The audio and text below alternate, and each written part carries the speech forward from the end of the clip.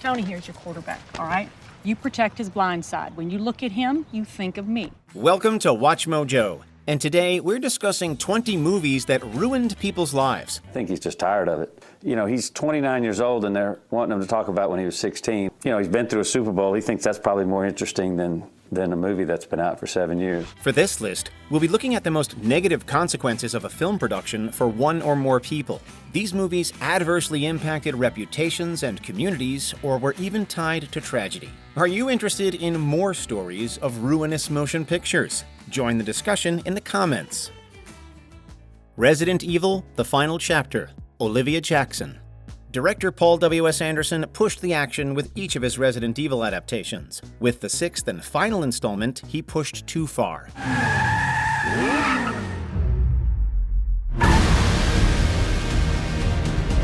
Stuntwoman Olivia Jackson was doubling for Milla Jovovich when her motorcycle crashed directly into a crane-mounted camera. 17 days later, she awoke from a coma to learn that her left arm was gone. It would be years before she recovered from other injuries and facial reconstruction. What's the last thing you remember? I remember up until the very impact. It turned out that Anderson had made a slight camera adjustment without informing Jackson. That was all it took for disaster to strike. Jackson may have won a lawsuit in 2020, but there's no compensation for the loss of her career and old life. And Jackson has resumed activities that she loves: martial arts, swimming, and riding a bike.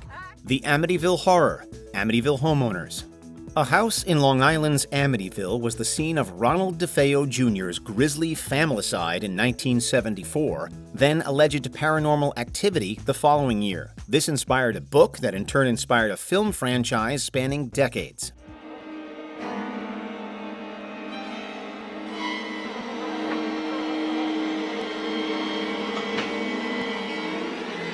The original house has had so many tourists that it's been passed through a number of owners. But with all of the residents scared off by the true terror of horror enthusiasts, the Lutz family cannot escape their fame over their supposed supernatural trauma. They've also filed multiple lawsuits over defamation and the use of their brand in unrelated Amityville Horror sequels. George Lutz dislikes the recent film so much that he is suing its makers, MGM. This is the latest of many legal actions he has taken over the years. Though even the Lutzes debate the facts in their story, they and that house's other residents agree that they've been haunted by this franchise. It's the most documented event of its kind. American Me, Mafiosos. Edward James Olmos took on the Mexican Mafia of Los Angeles with raw honesty. Of course, the Mexican Mafia felt that American Me was too honest, except where it potentially defamed La M.A. legend Rodolfo Cadena. Until now, I would have thought it a sign of weakness to even listen to what you said to me that night. Danny Trejo, who consulted on the production, claims that about 10 colleagues were murdered for their involvement. 4 out here and about, I think, 6 in prison. It's at least confirmed that 3 active or former mafiosos were targeted specifically over a scene depicting male-on-male assault. This mob takes machismo very seriously. Never mind the veil of secrecy and menace that almost tore down. Sorry. According to American Me, these lives were already ruined by organized crime. Their being ended over a movie further exposes the madness that almost wanted to scare people away from.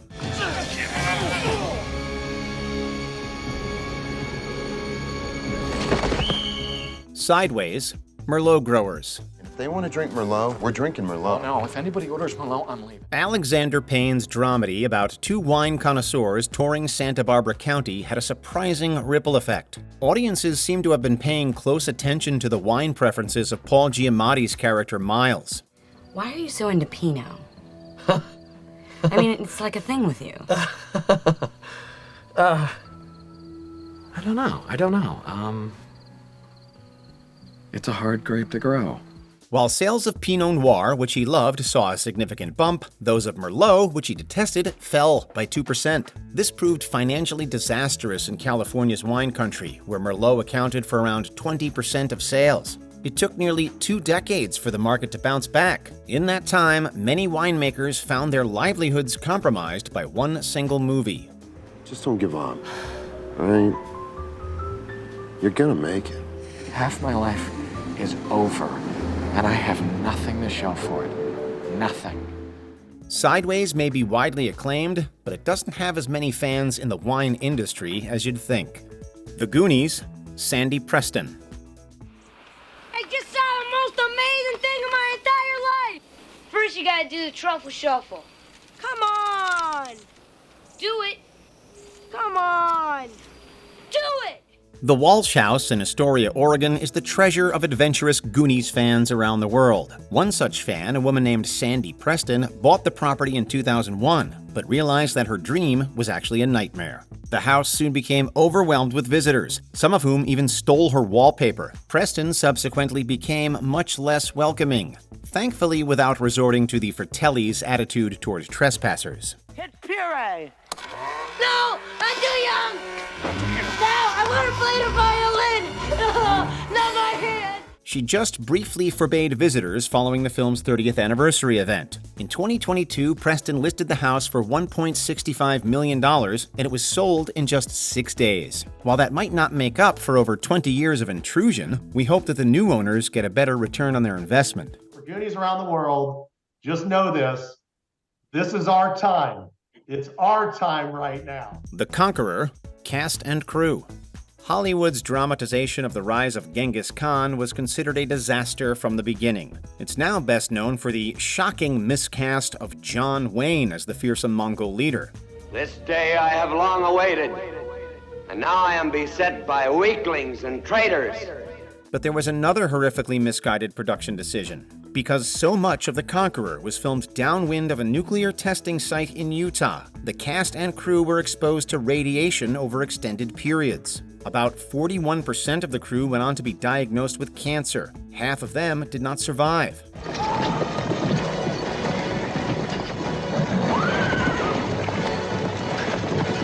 They were among the countless so-called downwinders who were contaminated by nuclear fallout from testing sites throughout the western United States. It turns out that The Conqueror is not just a bad movie, but was an actual disaster.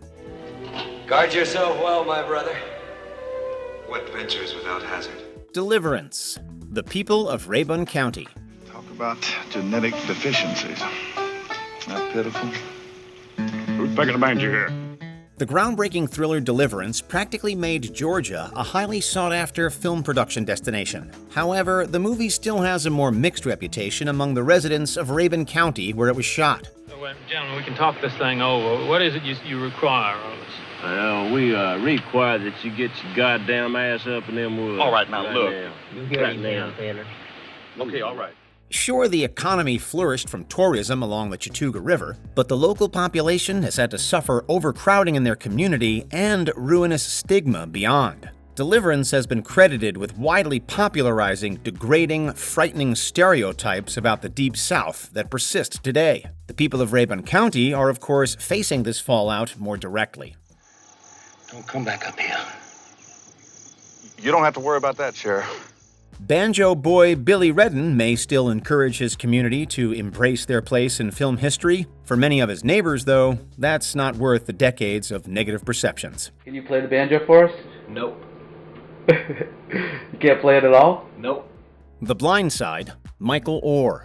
For every fan of the sports biopic The Blind Side, there's a critic of its questionable racial representation. One of them is Michael Oher himself, whose life the film is based on. And I promise that I will be at every game cheering for you. Every game? Every game. The former NFL lineman felt that the movie belittled his intelligence and agency in his athletic career. He also alleged that this negatively affected his status on the field.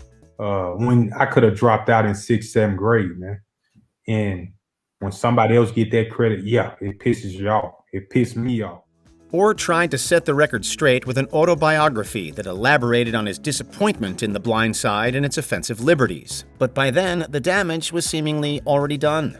It's really, really sad. I think you just found something to write about, Michael. Just goes to show that even an underdog story with the best of intentions can apparently blindside its subject. The Conjuring, Gerald Helfrich and Norma Sutcliffe. Wanna play hide and clap? The Perrin family may have dealt with supernatural intruders in 1971, but Gerald Helfrich and Norma Sutcliffe were later haunted by many physical ones. We no longer have any sense of peace.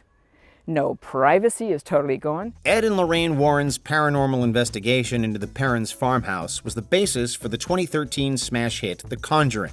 This launched a film franchise and horror fan pilgrimage to the Rhode Island plot, then owned by Helfrich and Sutcliffe. The couple not only dealt with trespassers, but vandalism and threats of violence. Naming some 500 incidents, they sued the film's producers for damages in 2015. It is harassment, stalking, and that's how it comes across to us. 4 years later, Helfrich and Sutcliffe finally sold the house to paranormal investigators who converted it into a museum. The nightmare was over, but with a family driven out of their home of 32 years.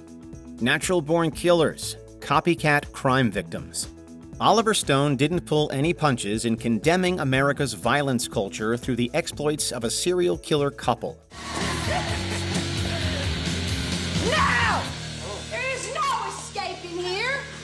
Many critics didn't completely get the irony. Tragically, neither did some disturbed individuals. Natural-born killers inspired a number of violent criminal acts and murder sprees by copycats, most of them teenagers.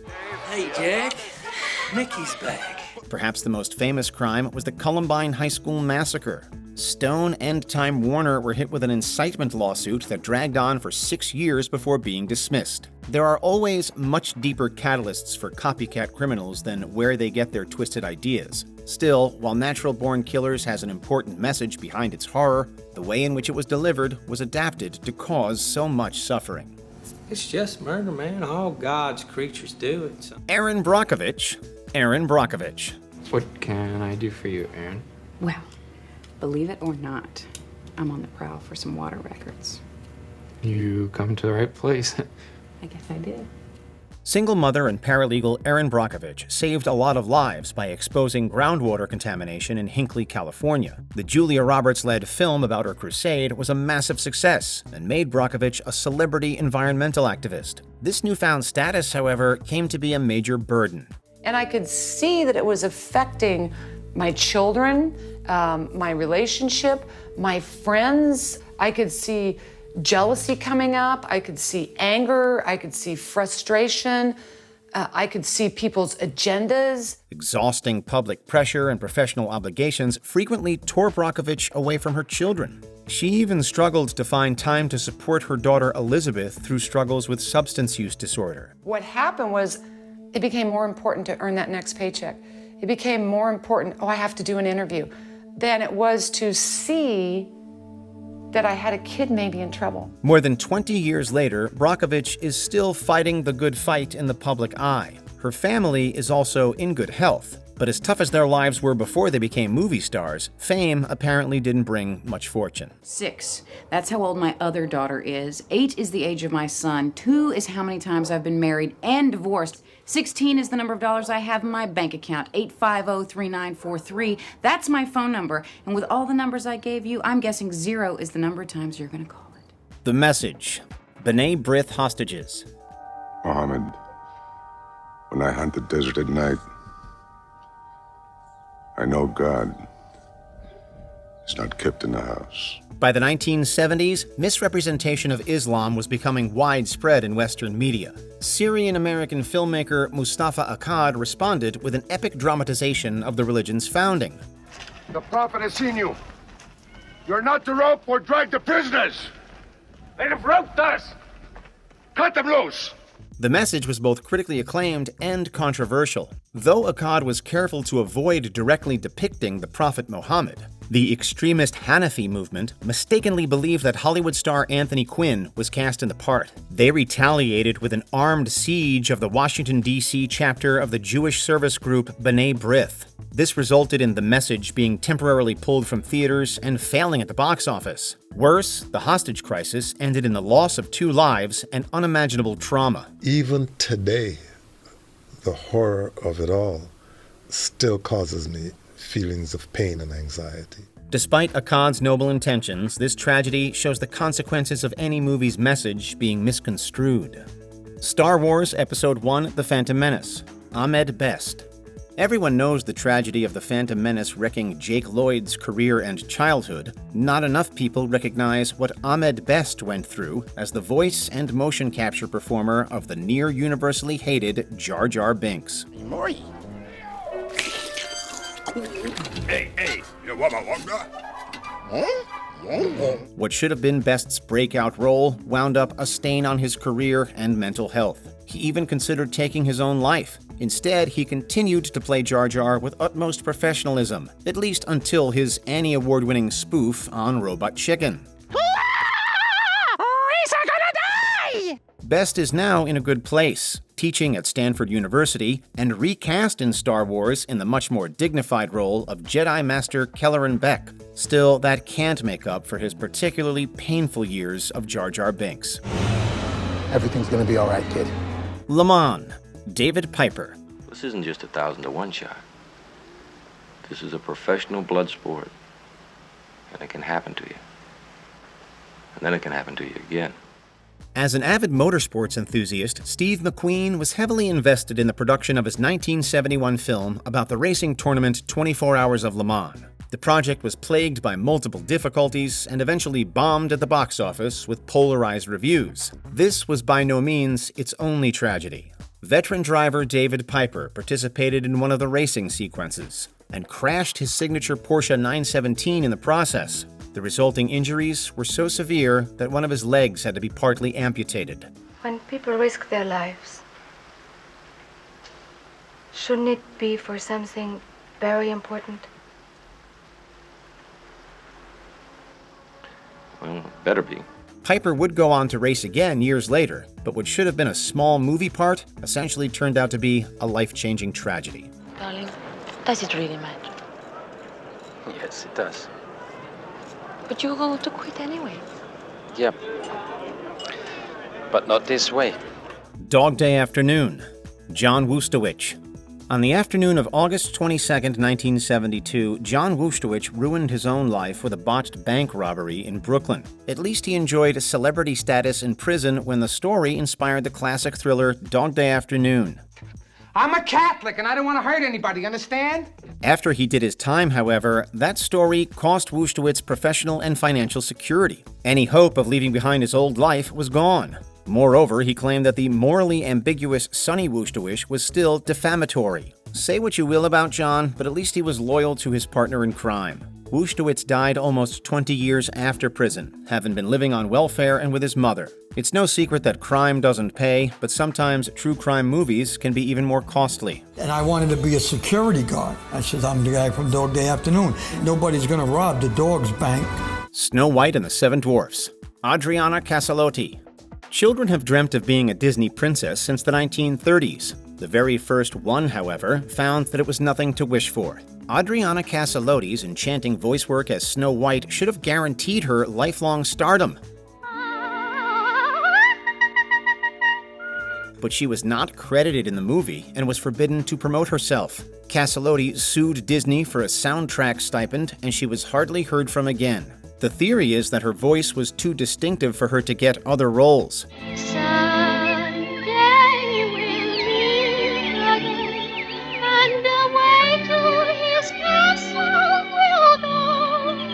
It's also rumored that Walt Disney had her blacklisted. Either way, aside from a few roles and reprising Snow White, Casalotti's acting career was stagnant. She found success in opera, but her film fantasies were crushed by the realities of working for Disney. Bye, Grumpy. Goodbye. A Clockwork Orange, Linda Grimm and Linda Wardhill. Stanley Kubrick's examination of psychopathy in modern society is hailed as a masterpiece. But upon its release, A Clockwork Orange was condemned for going too far with its graphic violence. Alleged copycat crimes became so rampant that Kubrick personally had the movie banned from the UK in 1973. You proved to me that all this ultra-violence and killing is wrong and terribly wrong! Nonetheless, the most high-profile case was in '89 and 2002 when Peter Foster murdered his wives Linda Grimm and Linda Wardhill. The so-called Clockwork Orange killer had a history of violence against women, but it escalated after he saw his favorite movie. Despite his self-censorship, Kubrick always held that disturbed minds are fundamentally responsible for copycats. Whatever would have inspired such ultraviolence otherwise, Grimm and Wardell suffered for their husband's love of one movie. He was a menace. We put him away for his own protection, and also for yours. War Games. Aaron Swartz.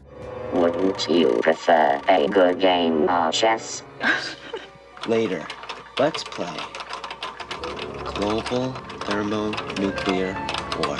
The dangers of computer hacking went mainstream with the 1980s cult classic War Games. It even influenced the United States' Computer Fraud and Abuse Act. The punitive measures the bill outlines might not be unreasonable for a hacker who nearly triggers a nuclear war. Alas, its broad definition of unauthorized computer access meant tragedy for internet activist Aaron Swartz. I mean, what do you believe needs to be done to modernize that law? Well, at the moment, that law makes it a felony for you to give your password to HBO to a friend. That has to be changed. In 2011, Swartz was charged with hacking into MIT's network to download academic articles. The university didn't want to file charges, but with federal prosecutors taking over, Swartz was likely to face devastating fines and prison time. Just before his trial, he took his own life. Do you believe that if the criminal justice system hadn't failed Aaron, do you believe he'd be alive today? Without question. Hacking may be no game, but this was just the most high-profile of many extreme legacies of the so-called War Games scare. Citizen Kane, William Randolph Hearst, Marion Davies, and Orson Welles. Hello, Jedediah. Hello, Charlie. I didn't know we were speaking. Sure we're speaking, Jedediah. You're fired. Newspaper tycoon William Randolph Hearst's yellow journalism was rarely as sensational as his own villainy. This was the main inspiration for Orson Welles' Citizen Kane. No, I don't know many people. I know too many people. I guess we're both lonely. Despite Hearst's efforts to suppress it, the film has become recognized as one of the greatest ever made. Hearst's true character was also popularly immortalized. Of course, his lover, Marion Davies, suffered more as the model for Charles Foster Kane's talentless trophy wife. Herself a renowned entertainer, Davies saw her personal career and legacy permanently tarnished. As for Welles, he was very open about his dramatic, artistic, and financial decline ever since his feud with Hearst. Citizen Kane did indeed show how the mighty truly fall. While Hearst thrived despite his reputation, the innocent Davies and noble Welles fell hardest. You know, Mr. Bernstein, if I hadn't been very rich, I might have been a really great man. Before we continue, be sure to subscribe to our channel and ring the bell to get notified about our latest videos. You have the option to be notified for occasional videos or all of them. If you're on your phone, make sure you go into Settings and switch on your notifications. The Birth of a Nation. The American People.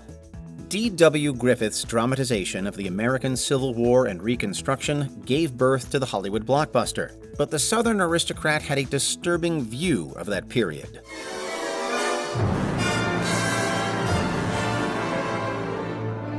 The Birth of a Nation promoted pro-Confederate rhetoric and horrifying anti-black stereotypes, culminating in the quote-unquote heroic rise of the Ku Klux Klan.